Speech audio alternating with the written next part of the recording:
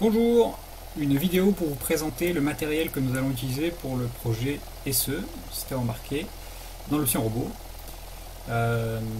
Voici à quoi ça ressemble quand ça marche, à la fin. Ça c'est l'affichage aiguille, et ça, hop, c'est l'affichage numérique.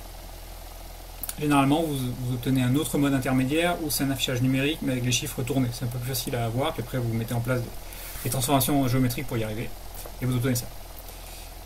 Pour l'instant, je vous montre le résultat et après je vais débrancher, vous montrer comment est-ce que c'est livré, comment est-ce qu'on le flash, comment est-ce que ça se branche et quelques consignes de sécurité. Première consigne de sécurité, ne faites pas ce que je fais, d'accord. Le truc il tourne plutôt vite, si on se le tape dans la main, bon c'est pas grave mais c'est pas dangereux, par contre si on se le prend dans l'œil c'est pas très bon. Donc si vous devez filmer, vous aurez à filmer, ne le faites pas comme moi avec un setup de hippie, faites-le avec votre téléphone. Posez-le à plat, le POV. Si vous pouvez le fixer d'une façon pérenne, tant mieux. Moi j'utilise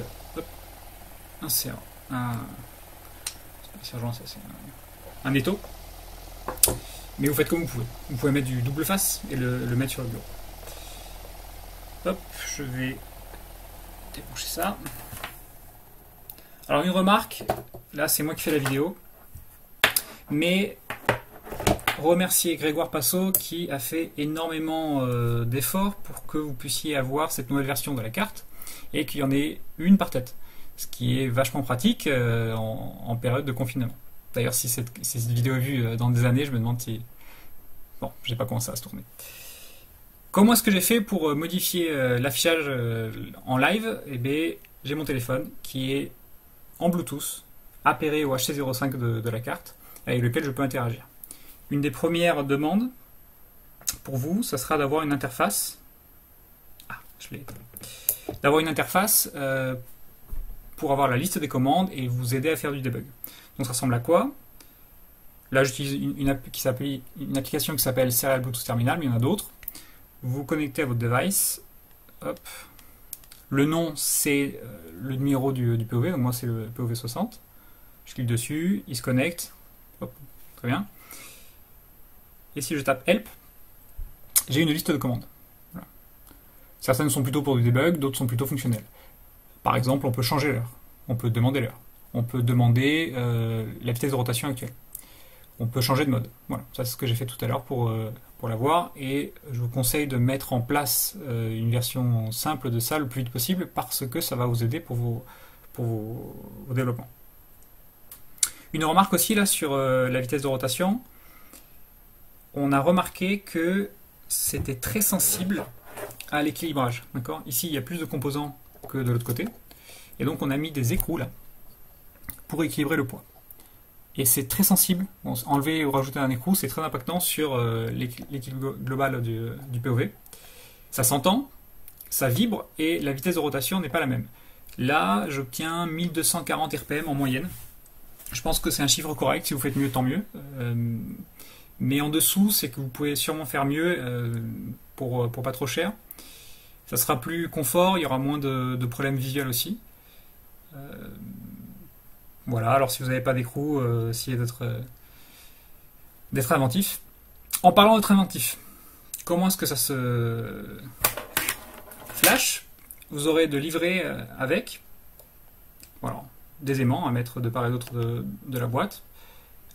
La carte qui se visse directement sur ce qui ressemble à un ventilateur, vous n'avez même pas besoin de clé Allen pour y arriver. Ça, vous branchez la puissance dessus, ce que j'appelle la puissance, c'est juste, hop, ça. Donc, il n'y a pas de mystère là-dedans. Mais surtout, et c'est là où je voulais en venir, ça c'est le programmateur. Cette partie-là à mettre sur votre PC en USB et cette partie-là à mettre sur la carte. Le problème c'est que il n'y a pas de détrompeur sur ce connecteur-là. Il y a une barre blanche pour vous indiquer l'endroit ici où il y a une fente. Mais mécaniquement vous pourrez vous tromper. Donc je sais qu'au début vous allez être concentré, vous n'allez pas le faire. Mais si vous vous sentez fébrile et que vous craignez de faire cette erreur-là au bout d'un moment, la faites pas. Je ne sais pas trop ce qui se passe si vous vous trompez, mais s'il faut, prenez de la superglue, collez un petit élément mécanique ici qui fait que c'est impossible de le brancher à l'envers. Bon, faites gaffe. Une fois que ça c'est branché comme ça, vous pouvez le mettre en USB. Grosse amélioration de cette année, la batterie se recharge pendant que vous êtes en USB. En pratique, avec le temps que vous allez passer à coder, débugger, il semblerait que c'est comme si... Enfin, vous n'aurez pas de gestion spécifique de la batterie à faire. Elle sera suffisamment chargée presque à chaque fois. Et ça, c'est un énorme confort. Les années passées, il fallait les indépendamment, on avait des setups, c'était pénible. Et ça se prêtait mal à un mode confiné comme ça. Une fois que c'est branché, normalement, vous pouvez faire des trucs comme ça. Alors, hop. Quand ça marche, ça ressemble à ça. Normalement, vous avez déjà joué avec les Makefile et un microcontrôleur similaire. Donc, assez vite, vous devrez réussir à contrôler des choses élémentaires comme switcher une LED, voir commencer à faire de la com-série, lire les féoles pour le passage d'éléments, contrôler les LED et gérer le temps avec les timers. Hop. Voilà. Donc là, j'ai reflashé le code que j'avais déjà. Un commentaire qui peut être pratique.